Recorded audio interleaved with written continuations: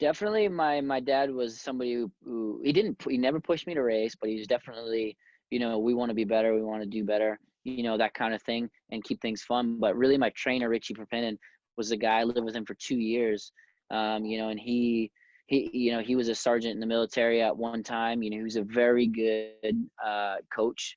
He's very good. He was a good trainer, a good life coach, and an amazing friend. He's the guy that we're still training together. He's the guy I This won day. both my championships when. This is the guy. And we used to sit and watch some boxing matches and whatnot. And, his big thing I'm going to teach you how to do it. I'm going to show you how to do it. Then you got to do it. Yeah. And, he's the guy who told me every day, hard work, dedication. He's the guy that if he goes out, I go out. It's raining, snowing, whatever. He's the accountability meter, and because he's out there, he's 40 something years old and he's still out there killing it, riding with all of us, stronger than me on a bicycle most of the time. And, I think that's the guy who really kind of instilled in my mind that, hard work and dedication, like HWD, that's what we live for. Well, I've done a lot of racing, and I've done a race in a few different series myself. And they all have their little bits here and there that you can pick up on and use in the other disciplines. I think that I used to really believe that you wouldn't be able to take road racing into dirt track. You'd only be able to take dirt track into road racing, but now I'm a complete believer that you can totally there's a lot of things from road racing you can take into dirt track. And I believe that, staying on a motorcycle and riding different things, whether it be enduro, motocross, this, that, and the other, they all have little different things you can use. So I think that, like you said, multiple disciplines is the better, as long as you can singularly focus on one to go for some sort of goal.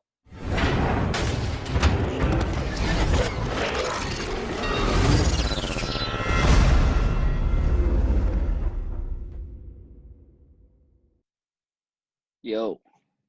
What's going on, James? Hey, how are you, man?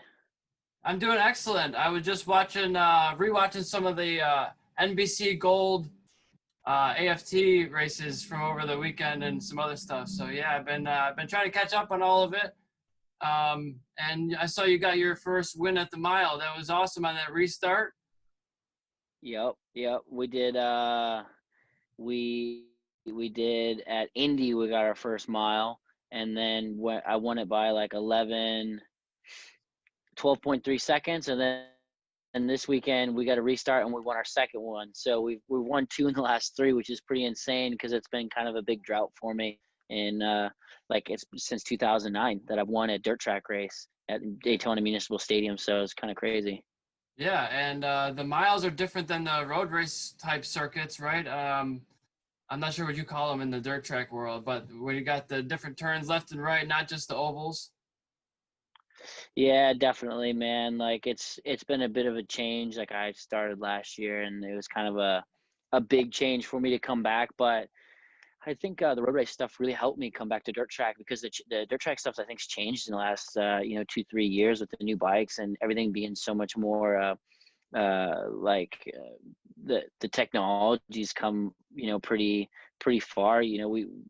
Everything's got a carbon tank or a carbon seat fairing. They're actually looking at aero. They're looking at different things, and everything's now being used in computers. So it's kind of changed a lot. So it's been actually a lot easier transition than I thought it would be. Okay, yeah, that's interesting. You know, everybody comes from different backgrounds, and some people have a motocross background, some people just road racing. So going from one sport to the other is pretty difficult for a lot of people. But I think racing multiple disciplines is really good for you. Whether it's kart racing or getting on multiple bikes, it all helps each other.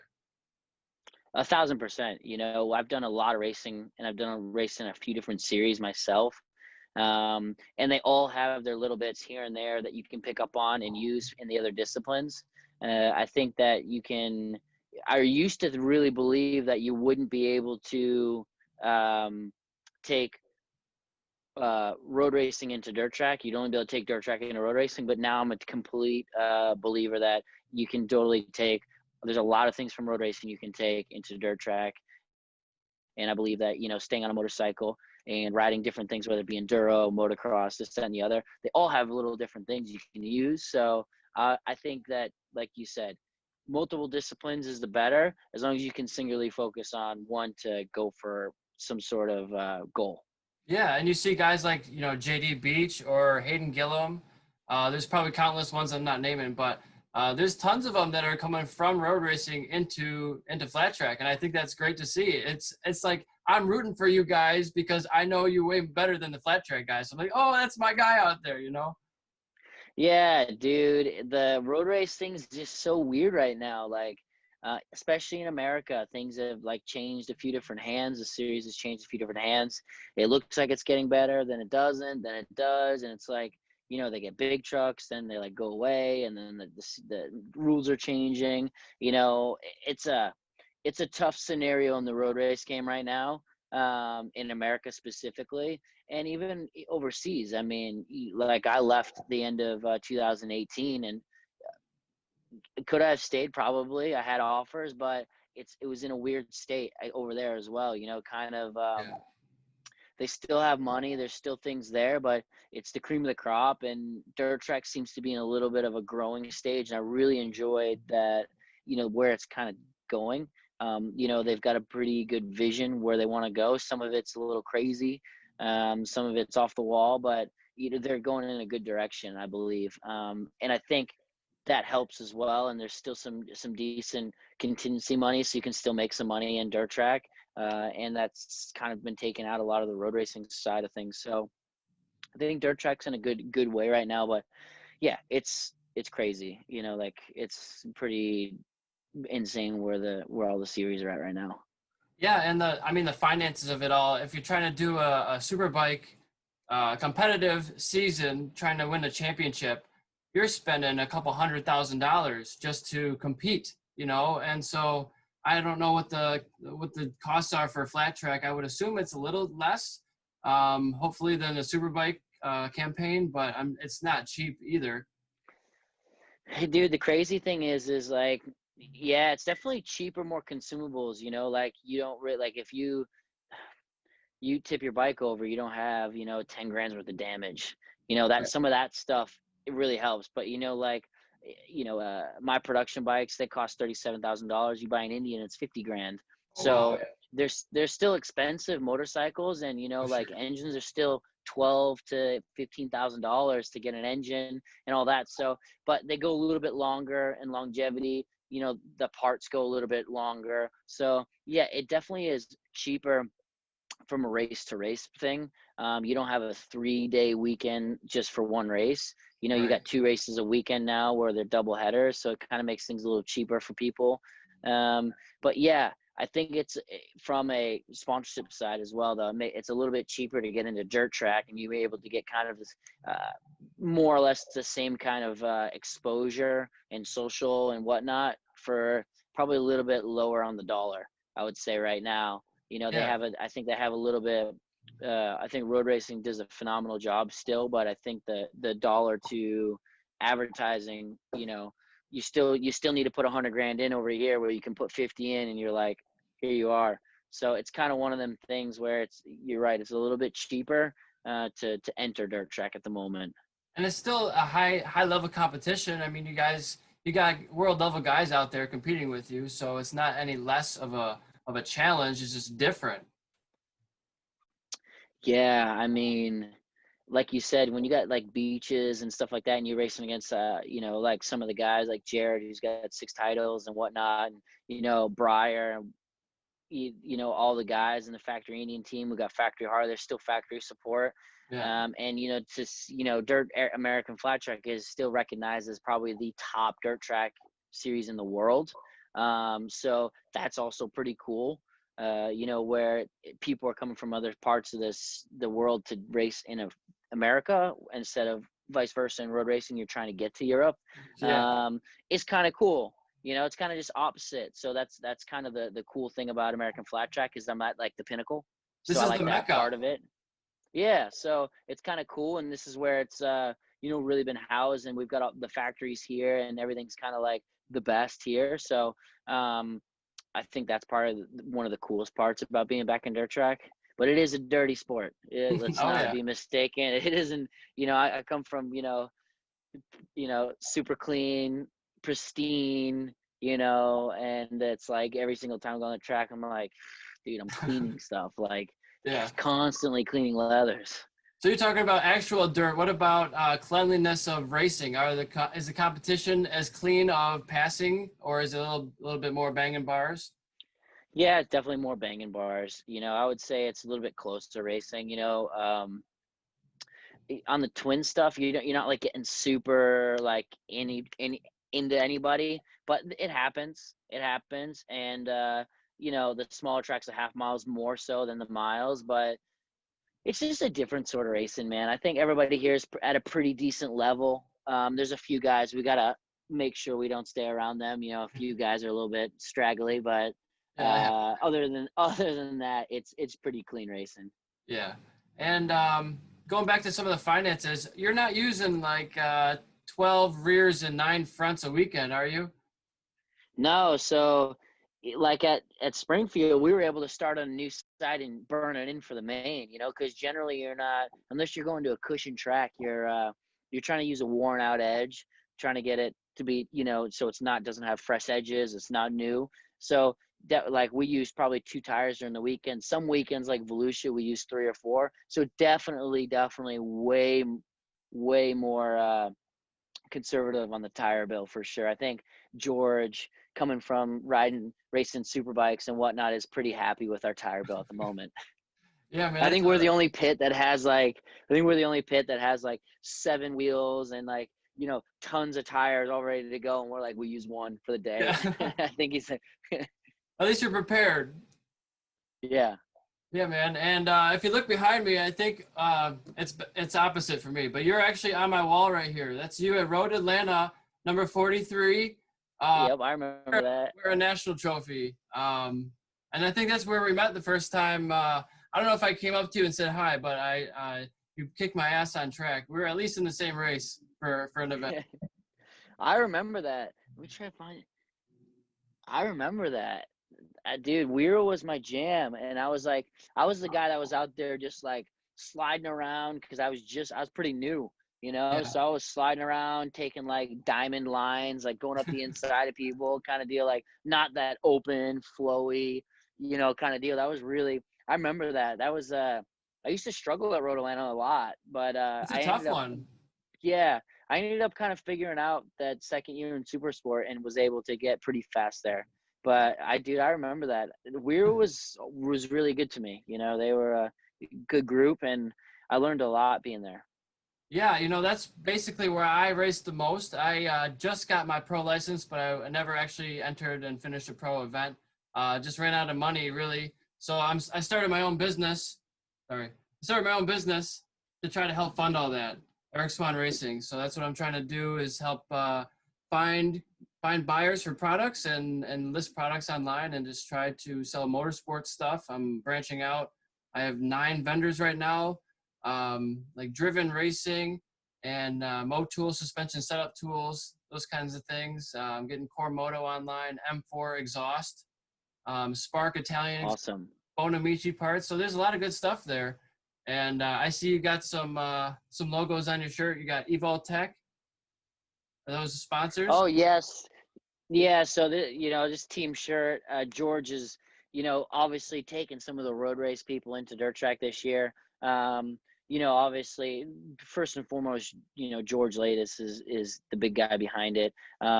He's got his buddy Arnie at he helps us a ton. One of my personal sponsors, who's now a team sponsor this year, Dave and Lynn at ProBeam by Custom Dynamics. So Okay. they're in the Harley business mainly, but they make really cool LED lights for all kind of baggers and whatnot. And then we've got a ton of personal sponsors, as you know, that kind of just make the glue, just help everything go. So, we've got a really good team so far. We're kind of branching out, and I hope we expect to kind of keep the thing growing. That'll be the best. Yeah, and helping those sponsor with advertising is huge for them. It might be helping you out with your deal and your team and everything, but it also helps them out sell products. So it's a win-win for everybody. 100%. And And yeah, it's just great giving back to the industry. That's why I'm doing this. I like to talk to interesting people. I like to connect, and maybe one day I'll meet someone and might have a ride. You never know. Yep. Um, Definitely. That's how it happens, man. It's one of those things. I tell kids now that are want to aspire to be motorcycle racers, because it's harder than ever now to try to be a professional motorcycle racer.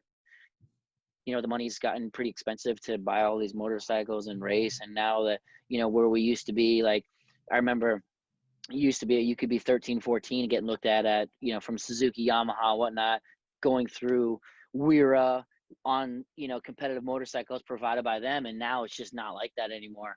Now it's more of, you've got these guys and you have, their parents, funding them until they get to the pro ranks, and even 2-3 years into the pro ranks before they actually get a shot on a big team.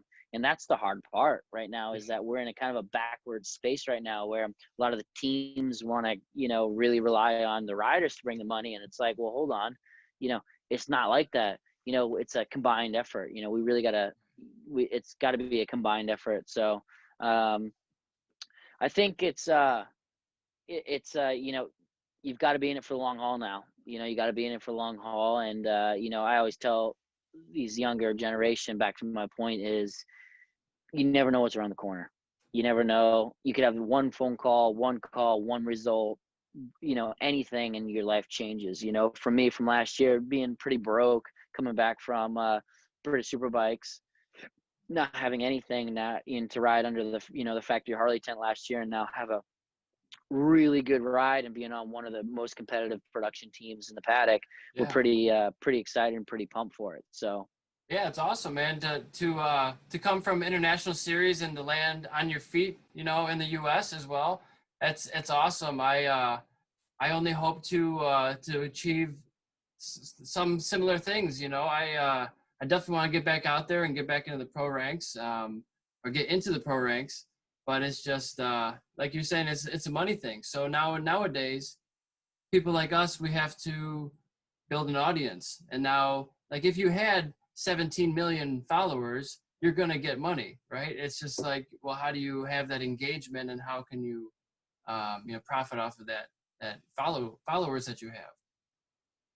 yeah, so it's a tough one, man, because you got to have interesting stuff, like you're doing. I've seen some of the podcasts and video stuff that you've been doing, with Gray, who does a lot of the footage stuff, the videography and stuff like that. That stuff sells right now. But Yeah. if you even ask him, he's in a grind. He's got some of the hottest video stuff right now, and he's still in the grind, just like trying to make it work. It's one of them things where it's like, yeah, you build an audience to 17 million, but like, if you use that number, just say 1 million, you got to feed that audience before they just go, in this day and age, it's 24/7. It's, if you don't post something the next day, they're like, what's going on? We need something. Give us Yeah. something. How come you're not creating? What's Right. going on? And it's, that's the hard part, is it's a full-time job to create content to just feed your machine or your audience. And that becomes a very difficult task when you're now, say, instead of, you're now paying to do stuff just to provide content for your audience that's going to sit at home and watch you do stuff. Now it's like, okay, that's an entire different lifestyle. Right. Yeah. It's for a while, it's probably not very profitable. It's just like you see that it could be in the future, but it's going to take a while to get there. So just got to keep hammering at it, and maybe one day you'll get there. But and it's a fun process in the meantime, like just doing all this stuff and learning how to edit video, and just going through the process of putting out my casual conversations with random people. It's 100%. and yeah, dude, your videos that Gray does, those are awesome to see. So it's great to see that content being produced, and I'm sure Gray is just so busy with all the stuff he's doing right now. He's always just making film, and I just saw he just learned how to do some color grading.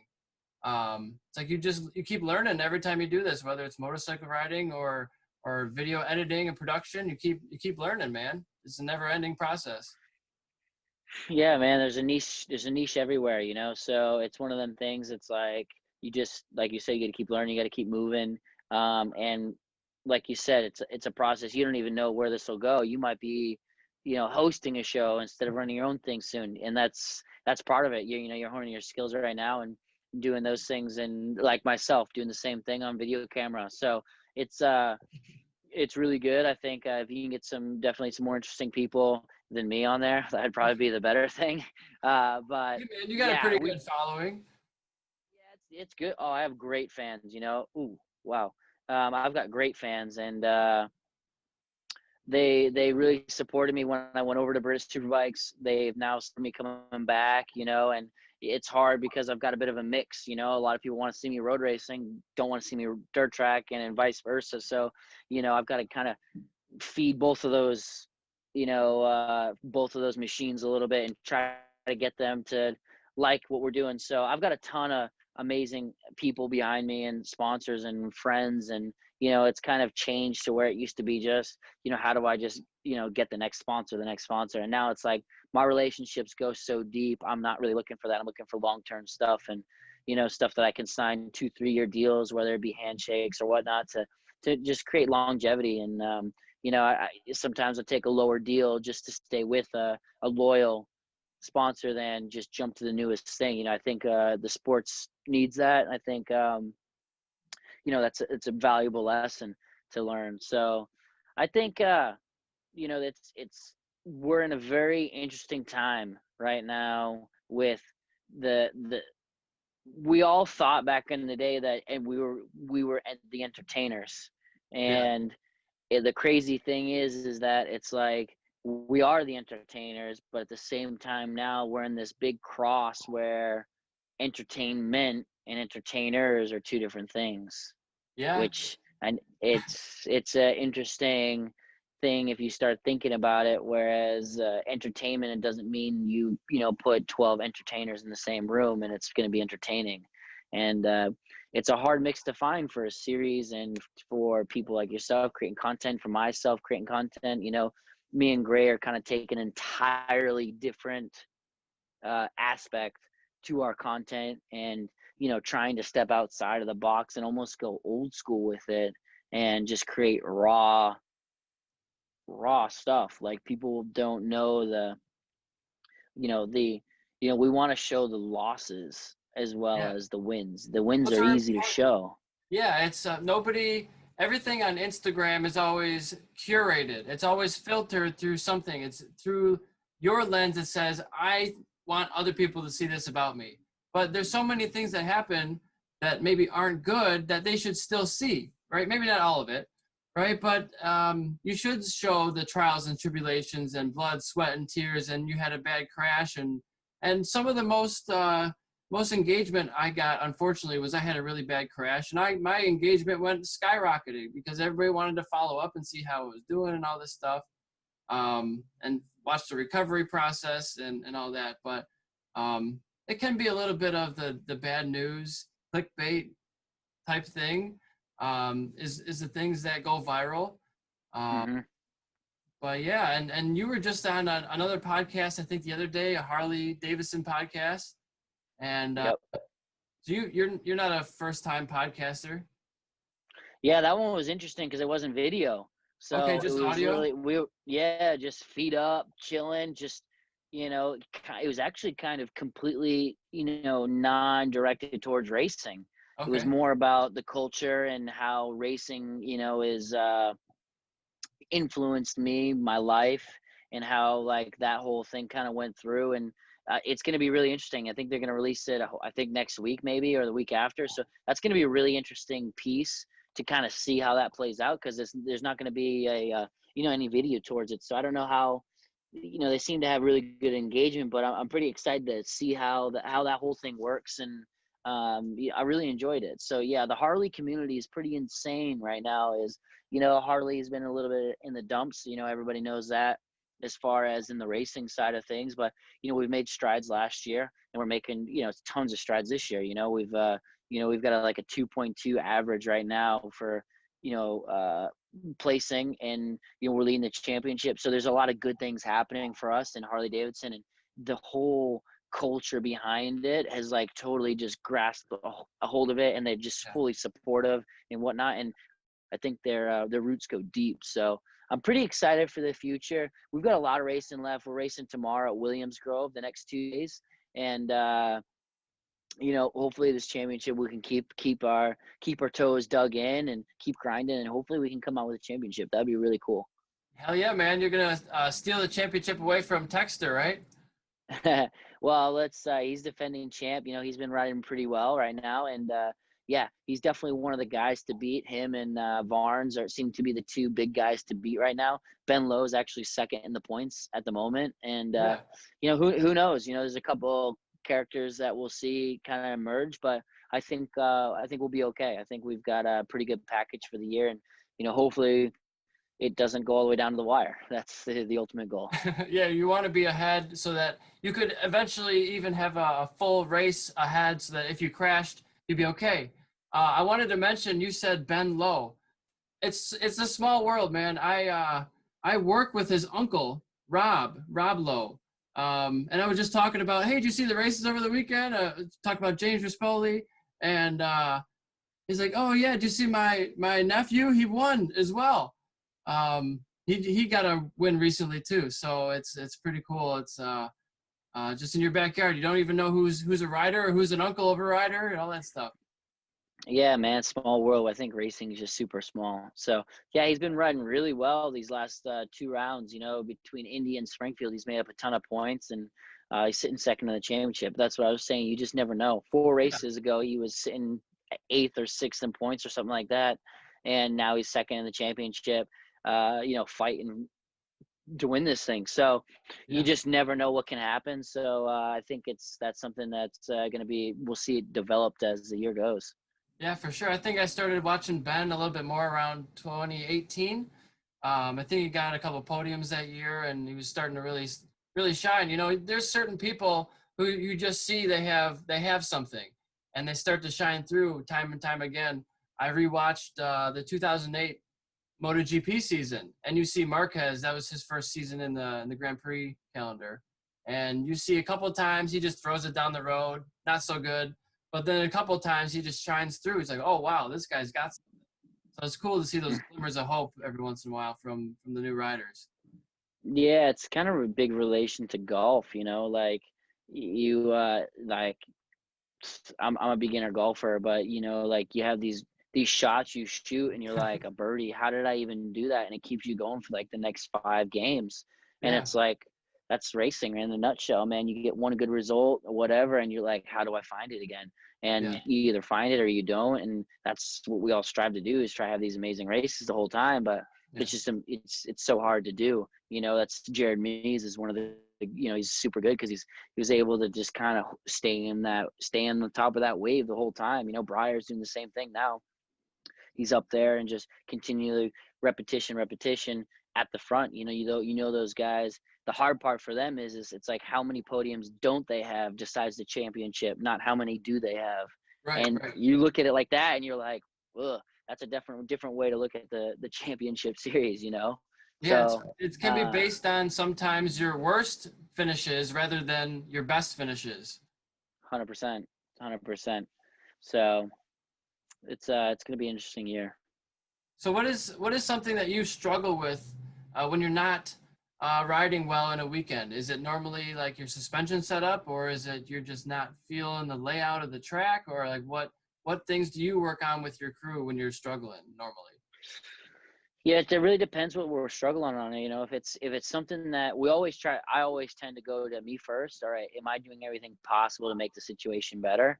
Right. If I feel like there's, my ability is just, I can't do it, then we'll try to figure out something going with, with whatever it is. Is it electronic suspension? Is there a mental block on the track? Is it a line? What is it? So then we got to identify the problem. So then we identify the problem, and then we just try to talk through it and make it work. And then I try to set, the biggest thing I try to do is set little wins. So whether that be, I need to replicate it 4 times perfectly, and then make it 6, 7, 8, 9. Whether it could be, all right, we know we can't win this race. It's just not going to happen. Okay, so can we get a second or third? What's the best we can do? Yeah. Realistic goal, unrealistic goal, and let's try to fit right in the middle there. you know? So, and that's how I kind of look at things now, it's it's super easy to get wigged out, super easy to get wigged out, super easy to go backwards and get in your own head. And that's something I've learned being in the Britain. Those guys roll out of pit lane and within 3 laps or a half second off the lap record. And it's Yeah. like, oh, okay, It's a different how do I level. get there? Yeah. Yeah, definitely. It's a different level of attacking. I learned a lot about over there on, you know, I don't kind of try to warm up to things. I try to get out there and attack the racetrack and try to I want my third lap of the weekend to be as fast as my last lap of the weekend. Yeah. I want to learn it quick and I want to stay there. And if the track goes faster, I want to keep getting with it. So, that's something I learned over there. Yeah. Just immediately to the top instead of just let's just try it out, see how the track feels. It's not a track day. This is a pro race event. We got to go 100% now.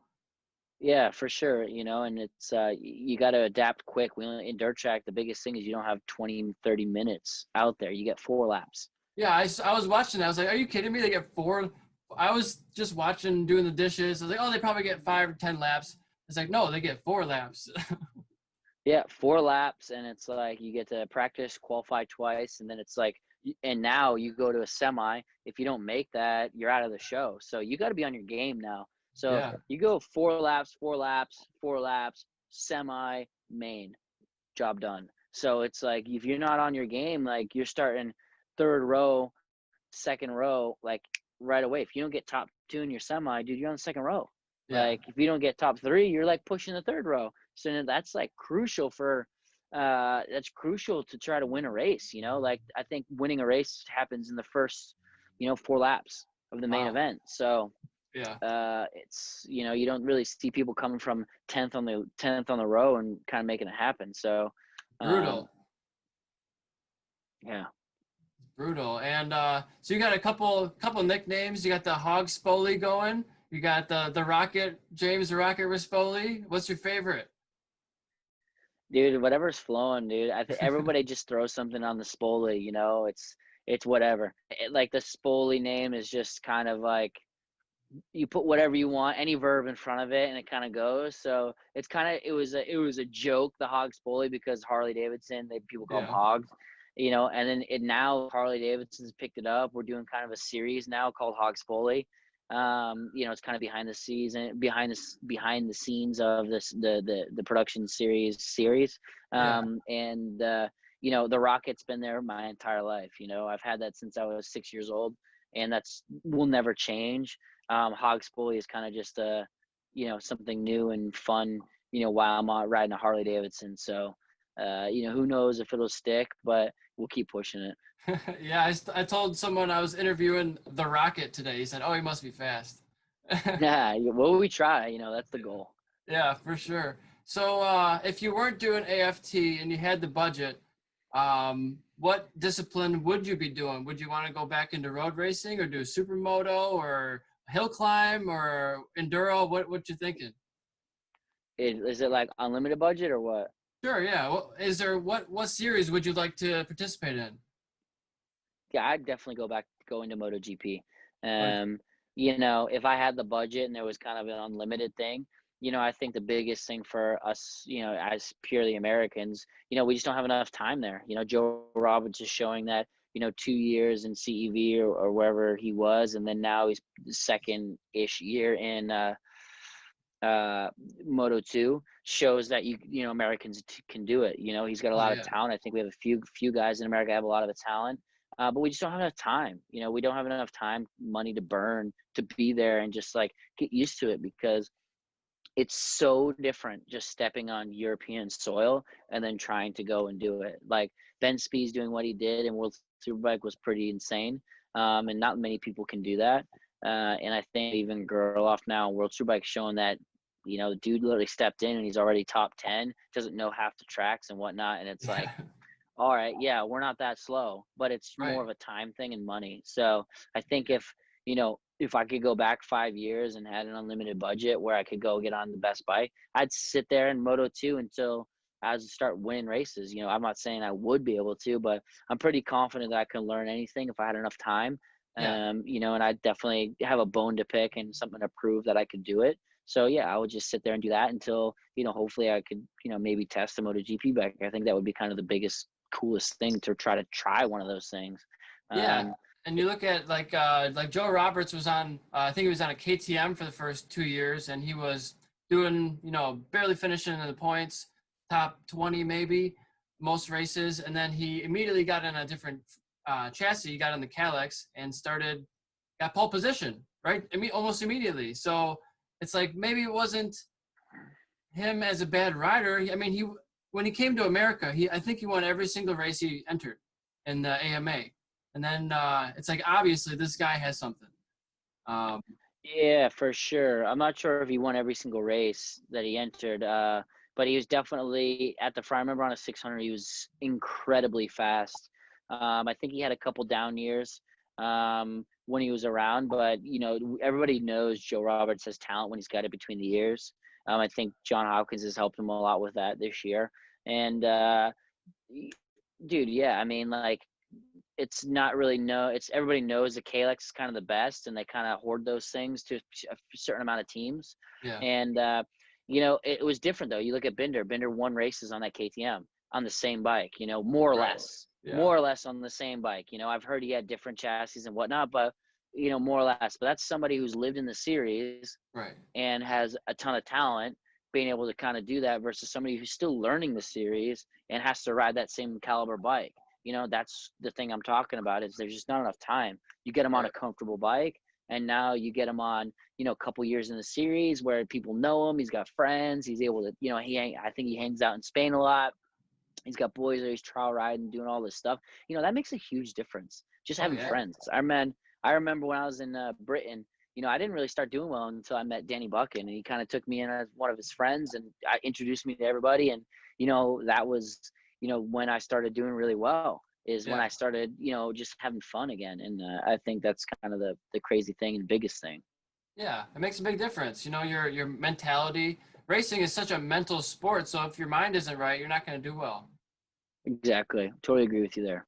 And what are you normally doing for your training? Are you doing a lot of cycling? Are you doing cardio, strength fitness? What kind of stuff? Yeah, right now I'm purely doing cycling. That's about it. It's kind of a unique thing. When I won my championships, I was doing a lot of cycling, a little bit of gym work. And I've got the same trainer when I won my 2 championships. I've got the same people around me. And that's what I've gone back to. It's just purely cycling.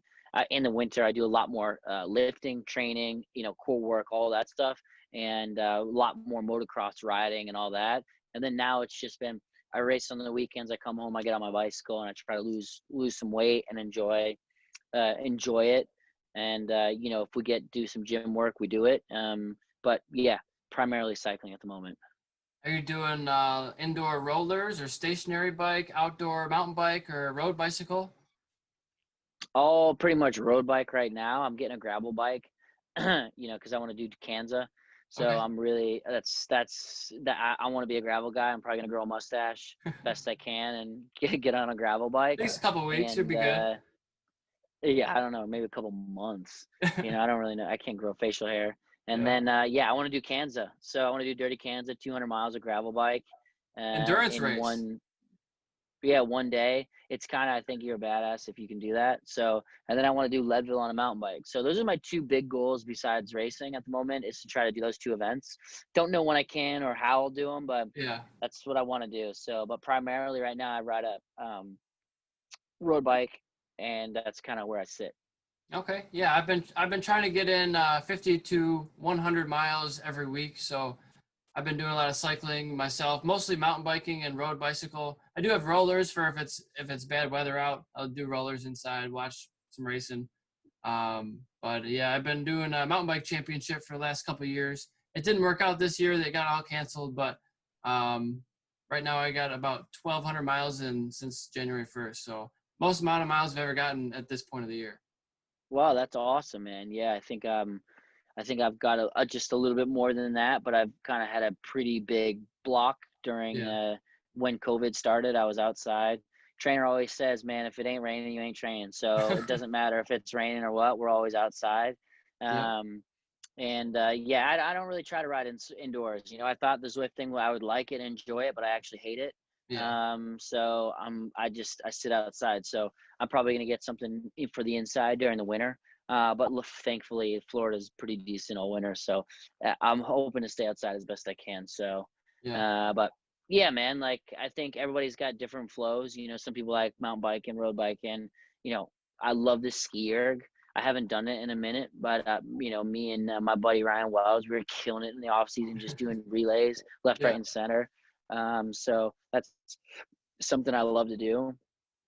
And yeah, man, I think I'm just turning into kind of like one of those junkies that really just likes being outside and wanting to do, you know, really tough stuff. You know, I think, yeah, everybody probably follows Goggins, but that dude's an Oh yeah. absolute animal. And if I could have like 0.01 of him, like Yeah. to be like anything like that, I would just love myself. So I think that's my goal, is to try to like get like 0.01 or even close to 1% of that guy. So that's why I want to do Kanza. I think Yeah. you kind of learn a lot about yourself, you know? Yeah, you really do. My brother's a four-time Ironman triathlete, so I learned from him.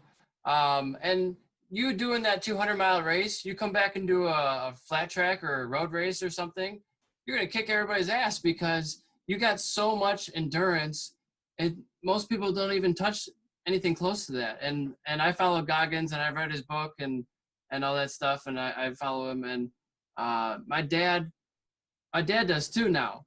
And so I sent him this clip. He was just running down the street, just filming himself. And he's running and saying, I'm doing 20-mile run today.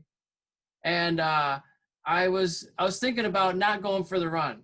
And so I recorded myself and how much of a little bitch I sounded like. And I played it back to myself and I listened to it. And he's like, I don't want to be like that at all. So I got my shoes and I went right out the door. And it's like, I love that. And I sent it to my dad. He's like, what are you trying to say about me? You know, I think it's motivating. I wanted to share it with you, you know? And I just love that stuff. It's like, what can you really do if you really tried? You know, you could run 20 miles today. That's possible. You might be hurting a lot the next day. There's better ways to do it than just start at 20, but you get the idea. Yeah, I agree, man. I think he's a legend. And I think we got this such balance, man. We got balance of this world has gone kind of crazy with everybody being super soft at the moment. You know, I'm a firm believer in kind of the Goggins way of, you know, you're an onion and you got to keep peeling it back. You know, you got to make yourself harder. And, you know, that's just my thinking. That's my think. You know, I think there's a place to be soft and whatnot, but in this world, you know, it's hard. You know, when you think you got everything under control, it comes up and gives you a freaking haymaker. You know, an uppercut and knocks you down, and you're like, "Holy crap! I didn't see that coming. I was living the best life I possibly could, and now I'm in the shit." So, uh, it it's one of them things, man. I think it's good both ways. I love Goggins as well, so I'm a big fan. Yeah, and Goggins' story for people who don't know, he entered a 100-mile foot race that he thought was a relay race, and it was a 24-hour race. You had to run it all within 24 hours, and he ended up doing the whole thing. He was broken and didn't feel good at all, but he finished it, and it's amazing what the human spirit can do if you really do try. So I love those kind of stories, and it helps me out when I'm going out or if it's raining. I'm like, well, we race in the rain, so why don't you train in the rain? 1,000%. I totally agree with that. I hate it. I hate riding in the bicycle in the rain. My trainer knows I hate it. I text him every single time. I'm like, dude, it looks like rain. He goes, yeah, we're rolling at 4:30. All right, I'll be there. You know, because he knows I want to win a championship. I want to keep winning races. So if that's what it takes. If he's going, we've always had this thing. If he goes, I'm going. So if Yeah. I go, he's going.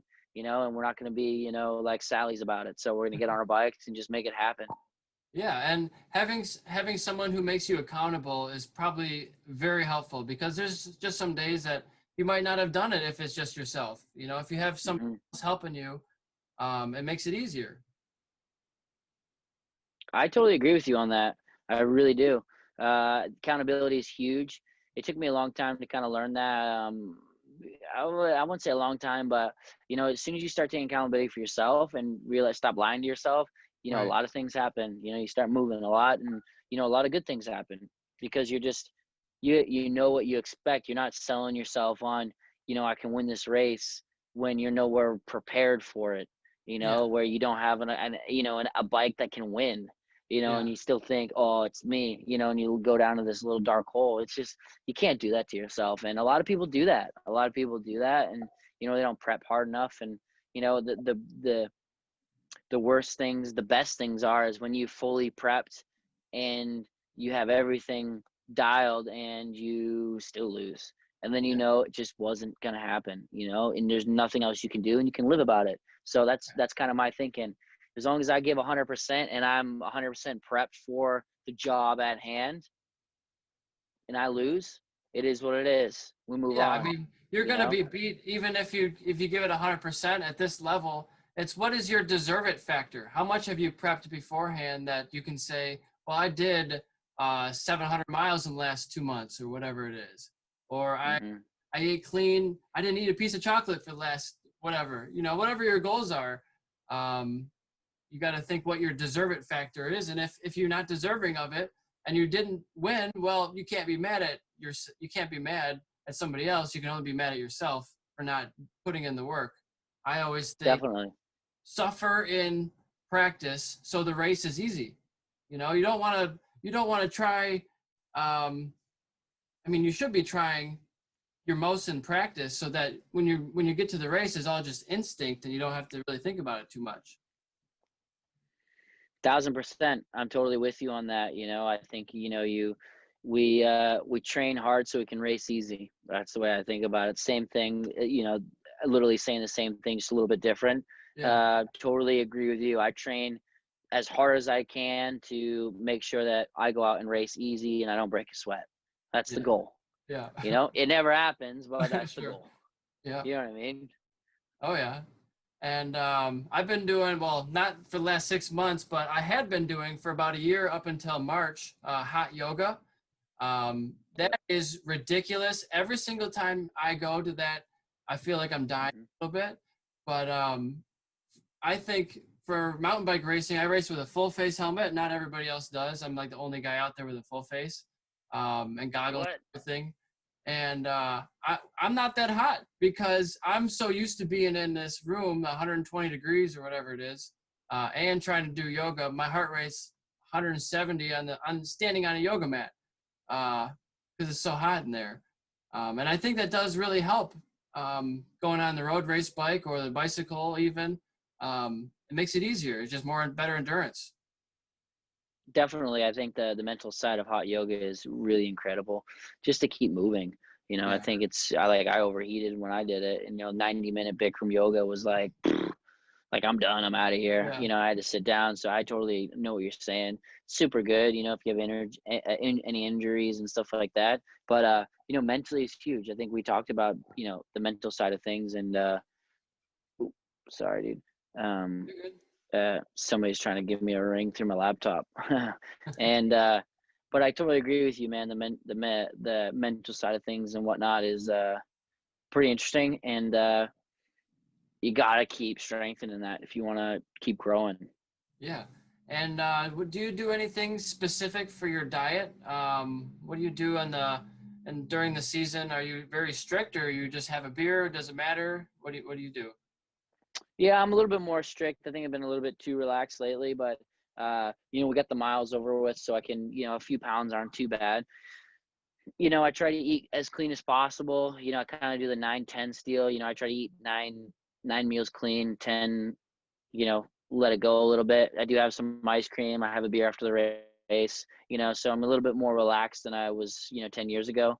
10 Yeah, years ago, I wouldn't touch anything. yeah, I was super strict, 148 pounds, X, Y, and Z. But, now I'm a little bit more relaxed, but I know my body a little bit more. So I know when I, need to be. And I think now, because I'm doing so much cycling, it's not the end of the world that if I kind of get a little bit further away, but man, you got to stay in the zone. I think being a little bit more happy is better than being, not happy and lighter. 2 pounds ain't gonna win or lose you a race. So like it's water weight. It's not a ton of thing, but at the end of the day, it's if I'm happy or angry because I didn't eat is yeah. a huge factor. Right. So I think the mood thing is huge. I think it would be interesting. Now, I'm not for this because I'm a light rider, but I think it'd be interesting if there was some sort of ballast on the bikes to make every rider exactly equal. What do you think about I that? think that's a bold strategy. I think problem is you do that and it's like, yeah, I think it goes in some ways that it'd help me. I race against guys that are 130 pounds. I'm 156. That's a huge, you know, difference. Right. I'd love it if we were all the same weight, but you got a tall guy who's got more leverage. He can maybe get more grip than the small guy. It kind of balances it out, a little bit. So, nobody wants to get you don't want to get too spec in there and have everything so equal. But at the end of the day, man, I think it would be an interesting series for sure if it was all the same weight. Yeah, it'd just be different. I was always pretty good at my starts because I was lighter. I mean, I'm 150 right now, so I'm not super light. But yeah, there are some guys out there who are 5'2", 135. It's like, well, that's not fair. Definitely on the acceleration side, it definitely makes a huge difference, that I've seen. But it is what it is, man. I've won races at 145 pounds at 6.5% body fat, and I've won races at 160 pounds at 8% body fat, 9%, Yeah. 10, whatever. It's like, it's a give and take, man. Like, Right. yeah, it makes a difference, 100%. But, it's Yeah, hard. for sure. And let's switch subjects a little bit. One of my bullet points, you have this tattoo on your forearms, right? Yeah, on this forum, yeah, I have. I love that. Hard work and dedication. Yep. I'm not a tattooed person. I like tattoos. I just never went down that road. But if I were to get one, I'd get something like that, I think. Yeah, no, I did this about 10 years ago. Um, I don't know if I did this before I think I did this after my second championship, I think. It's something it's easy to forget, it's when you're in a bad place or whenever you're not doing well or when you're just not feeling it to kind of lose the drive and just get complacent. It's happened to me. So this kind of, tattoo, just resemblance, like you got to get up every day, if you want to do anything and be successful, hard work and dedication will probably get you 95% there. you know I truly believe that the hard work and dedication will get you 95% in front of 90% of the entire population. Yeah. And then it comes down to tactics and do you have even talent and that, but I truly believe hard work and dedication can get you the furthest in life.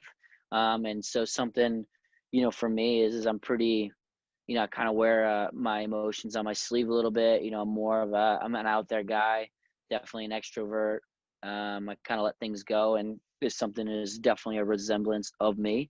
And this is kind of what I try to aspire to be and live for, is for this. So it's hard to not do that when you have it on your arm. So I Sure. kind of have to do it now. So I'm stuck with it.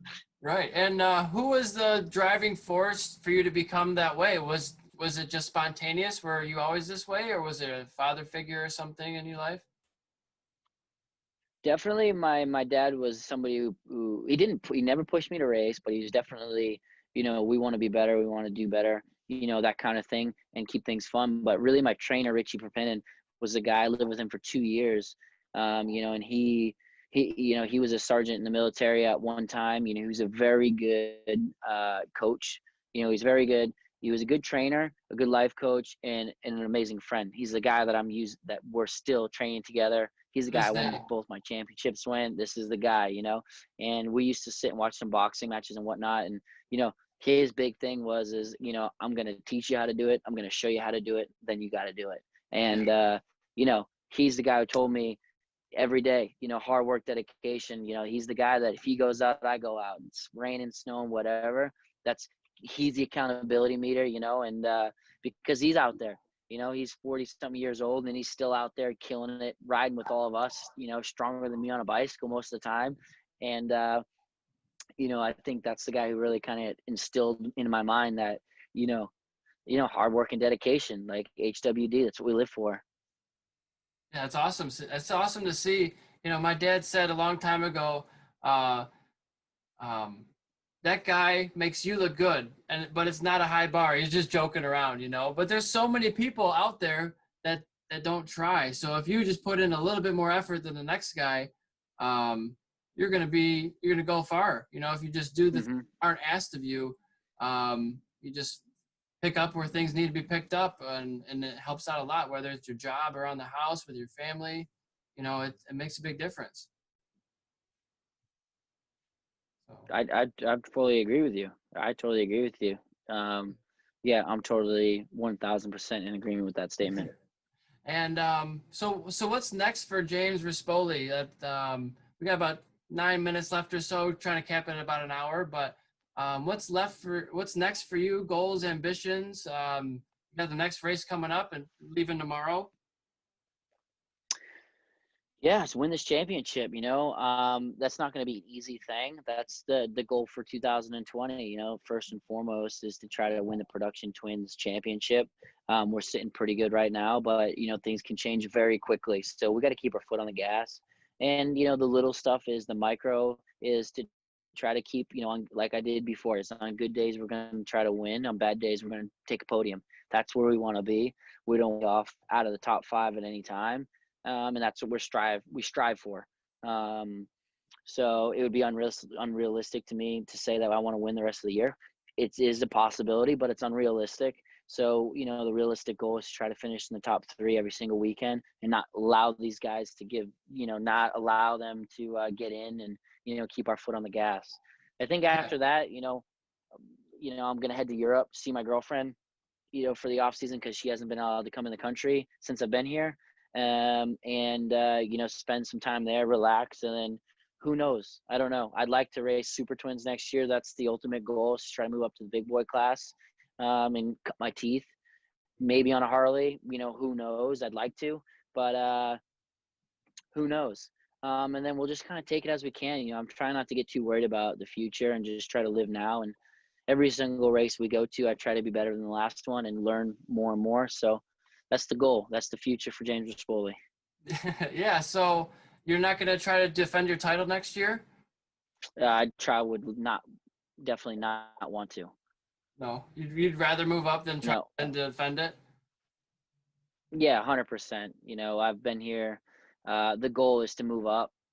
I think after this year, I've proven that I don't need to be in the class anymore. Yeah. And I need to move up. That's the goal. I need to ride against the best guys in America and hopefully the world. And that's the goal. That's where I need to be. That's where I need to try to cut my teeth. That's something crazy enough is if I move up next year, I'm a rookie. I've never ever been in the Super Twins class because I've gone road racing and done other things, in my career. So I've never actually moved up, even though I've raced dirt track my whole life. But it's something I need to do. I got to move up, and I'd like to hopefully have a win or a podium before I left. Hopefully a championship. But those guys are cutthroat as well, and they're the top of the game. So we don't even worry about that. We're going to worry about this year, and, hopefully that comes together next year. Securing the championship, moving up, and then Nikki, she's a huge fitness person, right? Yeah. She's gotten into hugely this year into CrossFit. So CrossFit. she's over there. Yeah, she's lifting weights. I think she can lift more than me. I remember last year I went over there and we were sitting, doing leg press, and she kept stacking plates on, and I'm like, relax. Like, I can't lift this, you're making me look stupid. So like we end up going to the gym, and I'm on the Stairmaster like this, and she's over there like squatting. So yeah, she's big into fitness. It's been tough this year because she hasn't been able to be at any of the races or even come over, because of the borders and whatnot. But the goal is, as soon as the season's over, I'm actually going to go to this guy's wedding in October, and then head straight to Europe after that. So that's the goal. Awesome, man. And so where can people find you online? I'm sure you're all over Instagram and social media and all that. Yeah, so James Rispoli on every social media platform, Insta, Facebook, Twitter, TikTok, whatever, on every platform pretty much. The website's there. If you want some merch, I've got another racer apparel. Links will be in my bio and stuff like that. And then YouTube, James Rispoli. Check out the series Hog Spoli. We've got our second episode we dropped last week after the huge Indy win. We've got more stuff coming for Springfield and Williams Grove, and I got Grayback coming back for Texas. So it's going to be huge. We're going to do some more stuff there, but just thanks for you for putting me on here and all your fans that support. And hopefully we can, continue to grow. Yeah, well, absolutely, man. I'm thankful to have you on. I think this will be my 19th podcast. And Beautiful. it's exciting. It's still in the early days. So I wish you the best with your racing, and I'm sure we'll talk soon. 100%. Thank you so much, man. All right. Have a great one. See you, dude. Bye-bye.